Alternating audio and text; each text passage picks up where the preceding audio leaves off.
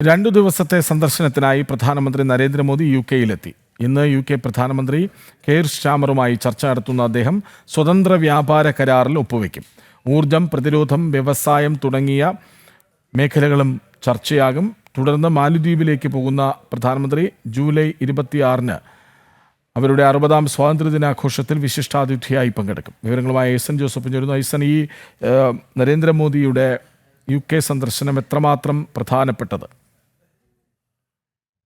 മോദിയുടെ യുകെ സന്ദർശനം ഏറ്റവും സുപ്രധാനമാകുന്നത് ഇന്ത്യ യുകെ ഫ്രീ ട്രേഡ് എഗ്രിമെന്റിന്റെ ആ ഒരു പശ്ചാത്തലത്തിലാണ്. നമുക്കറിയാവുന്നതാണ്, ഇക്കഴിഞ്ഞ 22-ന് നടന്ന ക്യാബിനറ്റ് യോഗത്തിലാണ് ഈ ഫ്രീ ട്രേഡ് എഗ്രിമെന്റ്, അതായത് ഈ രണ്ട് രാജ്യങ്ങളും തമ്മിലുള്ള സ്വതന്ത്ര വ്യാപാര കരാർ നടപ്പാക്കുന്നതിന് വേണ്ടിയുള്ള ഒരു ധാരണയിലെത്തുന്നതിനെ സംബന്ധിച്ച് ക്യാബിനറ്റിന്റെ അംഗീകാരം ലഭിച്ചത്. ഈ ക്യാബിനറ്റിന് അംഗീകാരം ലഭിച്ച ഒരു ധാരണ ഇന്ന് പ്രധാനമന്ത്രി ഒപ്പിടുകയാണ് ചെയ്യുക. ആ ക്യാബിനറ്റിന് അംഗീകാരം ലഭിച്ച ധാരണയിൽ ഏറ്റവും സുപ്രധാനമായത് ഭാരതത്തിൽ നിന്നുള്ള വാണിജ്യ ഇടപാടുകളിൽ 99% ഉൽപ്പന്നങ്ങൾക്കും പരസ്പരം വാണിജ്യം നടത്തുന്ന 99% ഉൽപ്പന്നങ്ങളുടെയും നികുതി നിരക്ക് സംബന്ധിച്ച് കൃത്യമായ ഒരു ധാരണയിലെത്തുക. അങ്ങനെ കൃത്യമായ ഒരു നികുതി ധാരണയിലെത്തുമ്പോൾ സ്വാഭാവികമായും ആ വാണിജ്യ ബന്ധം ശക്തമാവുകയും ചെയ്യും.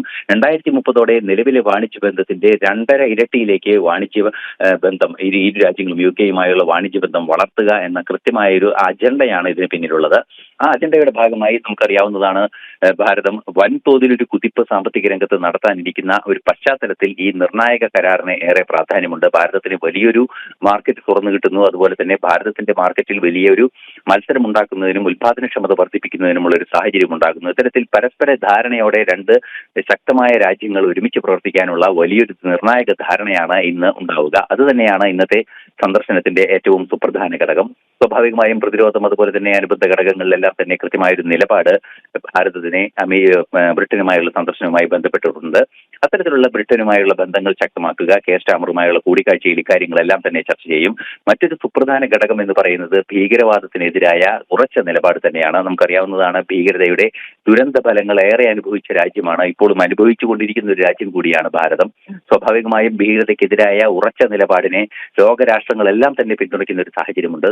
തീർച്ചയായും ചർച്ചകളിൽ അത്തരം രീതിയിലുള്ള വിഷയങ്ങളെ കൈകാര്യം ചെയ്യുന്നതിന് അതിർത്തി കടന്നുള്ള തീവ്രവാദവും അതുപോലെ തന്നെ അതിർത്തി കടന്നുള്ള തീവ്രവാദം നിയന്ത്രിക്കുന്നതിനുള്ള ഇന്റലിജൻസ് വിവരങ്ങൾ ഷെയർ ചെയ്യുന്നത് സംബന്ധിച്ചുമുള്ള വിശാലമായ ചർച്ചകൾ ഇക്കാര്യങ്ങളിലെല്ലാം ഉണ്ടാകും, ധാരണകളും ഉണ്ടാകുമെന്ന് തന്നെയാണ് മനസ്സിലാക്കാൻ സാധിക്കുന്നത്. ഏറ്റവും നിർണായകം ഈ ഫ്രീ ട്രേഡ് എഗ്രിമെന്റ് തന്നെയാണ് എന്നതാണ് ബ്രിട്ടൻ സന്ദർശനത്തിലെ നിർണായകമായ ഒരു ഏടായി മാറുക. അടുത്ത സന്ദർശനം എന്ന് പറയുന്നത് മാലദ്വീപിലേക്കാണ്. മാലദ്വീപിന്റെ സ്വാതന്ത്ര്യദിനാഘോഷങ്ങളിൽ പങ്കെടുത്തതിന് ശേഷമായിരിക്കും പ്രധാനമന്ത്രി ഭാരതത്തിലേക്ക് തിരിച്ചെത്തുക. കൃഷ്ണരാജ്. ശരി. പ്രധാനമന്ത്രി നരേന്ദ്രമോദി ഇന്ന് യുകെ പ്രധാനമന്ത്രി കെയർ സ്റ്റാമറുമായി ചർച്ച നടത്തും. സ്വതന്ത്ര വ്യാപാര കരാറിൽ ഒപ്പുവയ്ക്കും. വളരെ പ്രധാനപ്പെട്ടൊരു കൂടിക്കാഴ്ച, ഒരു സന്ദർശനം. വിവരങ്ങൾ നൽകുകയായിരുന്നു ഐസൻ ജോസ്.